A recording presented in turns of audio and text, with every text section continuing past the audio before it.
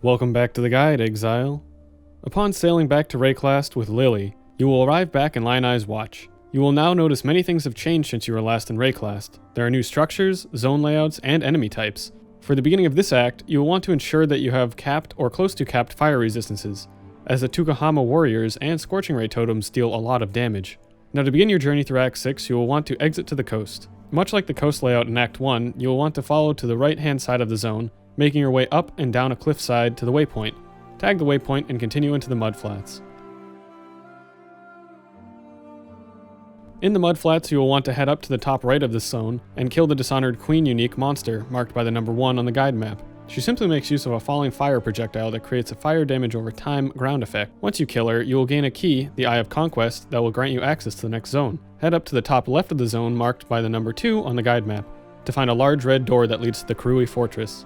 Here, you will first want to perform a right-hand wall follow that will bring you to your first minor god encounter, Tukohama Karui God of War, marked by the T on the guide map. All minor god encounters are optional, but provide you with a new Pantheon power as well as a skill point. You can come back to this encounter later if you do not feel that you are prepared. If this is the case, simply perform a left-hand wall follow as soon as you enter the Karui Fortress zone to get to the entrance of the next zone without having to encounter this minor god. For Tukohama, it is recommended to have the following: capped fire resistance, and above 1500 effective HP. He will perform the following moves. A melee attack. This is a basic melee attack that deals moderate damage. Sunder. A red swirl will appear around Tukohama as he brings his flame-empowered weapons into the air. He will then slam them down onto the ground, creating a Sunder wave that summons a total of 5 totems, 1 at each wave explosion. These totems will then cast 2 small fire explosions around them before despawning. These totems are invulnerable. You will want to sidestep this move as soon as you see Tukohama wind up. Slam. Tukohama will mark the ground with a large decorated red circle, twist up into the air, and return down, slamming the marked area. This causes a large explosion, as well as summoning 4 Ancestral Protector totems around it. These totems can be destroyed. You will want to move out of this marked area as soon as you see it, and avoid or destroy the summoned totems. Summon totems. Tukohama will raise his weapons into the air and summon 4 green totems, as well as mark a simple red circle on the ground. The totems will then bombard this circle with fire projectiles for a total of 12 seconds. These totems can be destroyed. Do your best to keep out of these marked grounds and or take down the totems. Invulnerability. At 50% life, Tukohama will summon 4 blue totems at the outer edges of the arena that will grant him a blue shield, making him invulnerable. You will have to kill these 4 totems to begin damaging him again. Kill these totems as quickly as possible. Scorching Ray Totem. In the center of the arena, there is a large totem that casts the spell Scorching Ray and slowly tracks the player at a constant speed. Scorching Ray will apply a fire damage over time burn as well as a debuff that will lower that player's fire resistance. This totem cannot be damaged or killed. You want to keep mobile around the arena and avoid this ray at all costs. After you defeat Tukohama, Sin will come down and introduce you to your first Pantheon power. This system provides you minor and situational defensive bonuses that you can swap between when you are in a town or a hideout. You will unlock more of these as you complete the rest of the acts. Now move up and out of the arena and further into the zone to get to the ridge. The ridge has a fairly static layout, but there will be many optional paths. In general, you will always want to first head up and then take the first right and follow that path straight until you can go up left. Here you will find the entrance to the lower prison. This zone has a few layouts along with the Trial of Ascendancy. In general, you will want to head down or to the left in this zone. If you need to complete your Trial of Ascendancy, you can do that now, otherwise continue to the next zone. Shavronne's Tower has a few variations in layouts, but they are all quite linear and easy to navigate. Here you will go through a total of 4 mini-zones. In the first mini-zone, you will want to follow the halls. In the second, you will travel around or over the center pit arena along a thin bridge.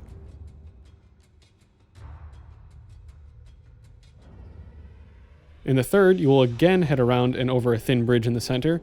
And finally, in the fourth mini-zone, you will approach the center of the mini-bridges to take a ladder up to the mid-act boss fight, Reassembled Brutus and Shavronne the Returned. This duo is quite deadly. It is recommended to have at least capped lightning resistance, more than 1500 effective HP, and physical mitigations, such as Fortify, Endurance Charges, or Armor. In Phase 1, you will begin by fighting the Reassembled Brutus while Shavronne hides within her invulnerability shield. Brutus will perform the following attacks. A melee attack. This is a basic melee attack that deals moderate damage. A triple ground slam. Brutus will wind up, slamming the ground 3 consecutive times. Each slam will create a small coned ground slam shockwave. Move around Brutus to avoid these slams, or make use of physical mitigations if you are caught in them. Wall hook. Brutus will hook a target location on a wall and pull himself to it. Any targets hit by Brutus's body will take damage. The hook deals no damage. You will want to sidestep the hook's path once it is thrown. During this time, Shavronne will also perform the following moves. Lightning Strikes. Shavronne will mark 15 random spots on the ground, with hovering electrically charged books. After 3 seconds, these locations will be struck by lightning, always shocking targets that are hit by them. Ensure to avoid standing in any of these marked areas. Projectile Barrage. Shavronne will cast lightning projectiles across the arena. These move slowly and they do not pierce. These can be easily avoided. Empower Beam.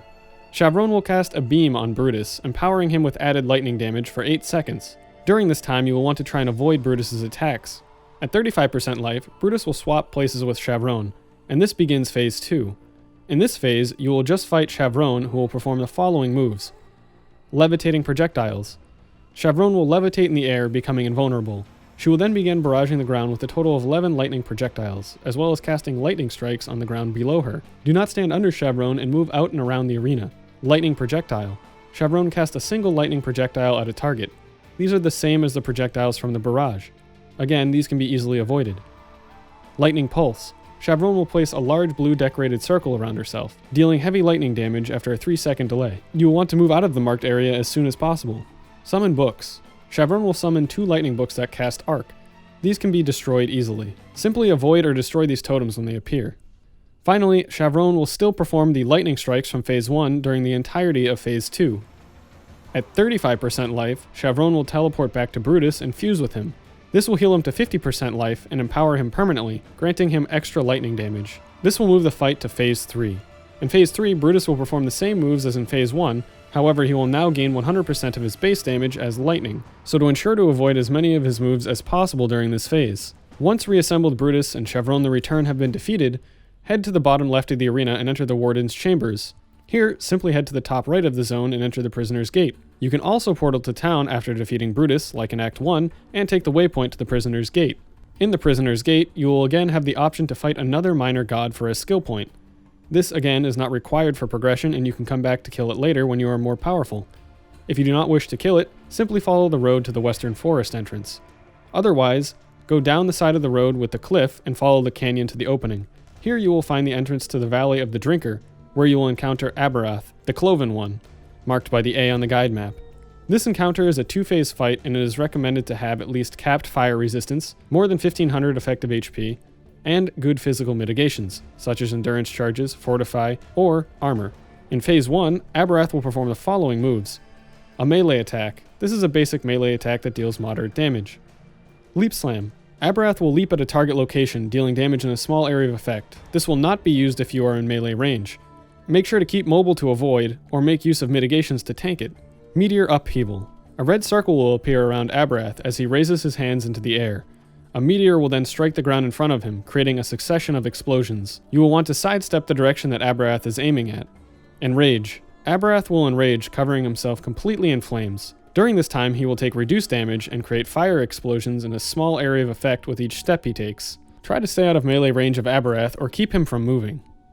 Fireball. Abberath will wind up, casting a fast-moving fireball projectile. This is quite easy to avoid by sidestepping his charge up. Summon Goats. At around 75% and 25% life, Abberath will spawn goats that descend from the sides of the arena. There are 2 minion types, attack-based goats that will perform melee and leap attacks, and caster-based goats that will cast fireballs. When these goats are killed, they will lay a large circular fire damage over time ground effect that will last until the end of the phase or encounter. Try to kill these minions quickly and as close together as possible to avoid over-cluttering the arena. At 50% life, Abberath will exit the arena. Now you'll have to move out of the bottom of the arena and through the canyon to the next arena. Here you can avoid the summoned goats, killing only the ones you need for flask charges, as there will be meteors falling in your path forcing you along. In Phase 2, Abberath will perform the following moves. Meteor Call Down. Abberath will create a large decorated mark around himself and call down around 24 meteors from the sky that cover about 1/3 of the arena. Their target locations are marked by small orange circles. These deal moderate damage and their explosions can overlap. Make sure to avoid the area of the arena being bombarded by these. Other than this move, he will perform the same moves as in Phase 1. After you have killed Abberath, you can teleport back to town and continue from the Prisoner's Gateway point to the Western Forest. In the Western Forest, simply follow the road all the way to the riverways.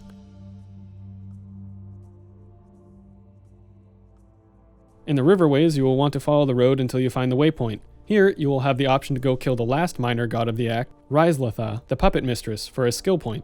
This is not required for progression, and you can come back to kill it later when you are more powerful. However, this minor god is not very difficult. If you choose not to kill it, continue following the road, crossing the broken bridges with a movement skill, until you reached off the closed forest encampment. Here you will want to head straight down, hugging the right wall to find the entrance to the southern forest.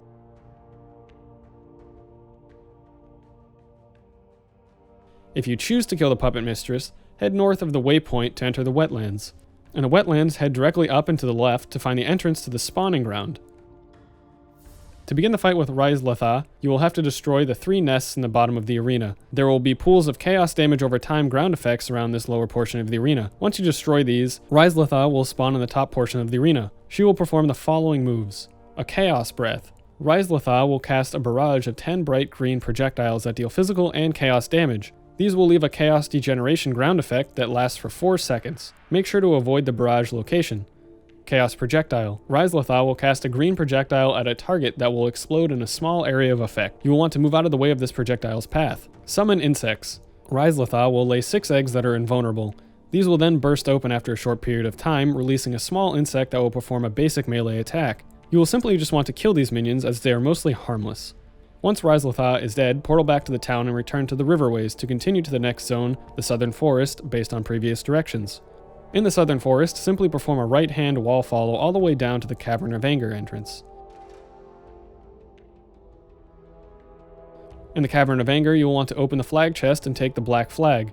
Enter the passage and head up and right initially. You will either want to head all the way down or all the way right, depending on which direction is available. You will then find the next zone, the beacon. Simply follow the shoreline in this linear zone to find the next quest objective. You will approach numerous sets of stairs that lead to a beacon. Here you will come across 2 pillars that you must escort before you can use the beacon. Simply stand within their marked area until they reach the end of their track.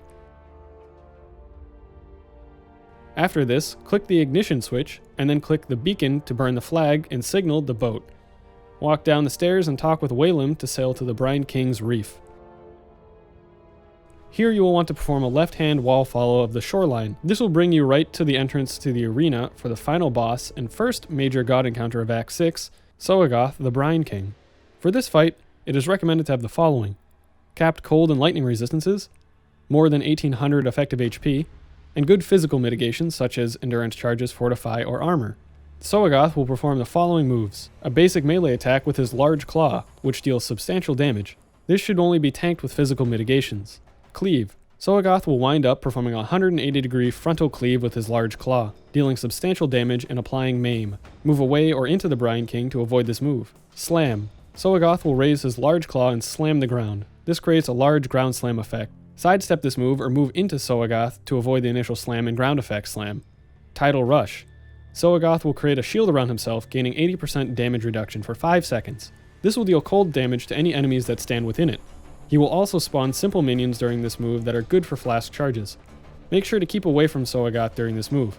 Flood Arena. At 75%, 50%, and 25% life, Tsoagoth will flood the arena, enclosing it with a tidal barrier whilst becoming invulnerable for 8 seconds. The tidal walls will apply a cold degen if stepped in. Avoid stepping in the tidal walls at all costs. During the flood arena, the following will also happen. Water orbs will randomly bounce around the arena, dealing cold damage, and Nessa will call down lightning strikes in random locations within the arena. You will want to keep mobile as necessary to avoid both of these moves. After this move is ended, the tidal walls will remain on the exterior of the arena for the rest of this encounter. The water orbs will continue to bounce around the arena until the last phase. After 25%, the enclosed flooded arena and lightning strikes will remain, but the water orbs will stop. After you kill Tsoagoth the Brine King, Sin will come down and grant you your first major god pantheon. After this, head over to Waylem to sail to Act 7. As always, thanks for watching, and I'll see you in the next one, Exile.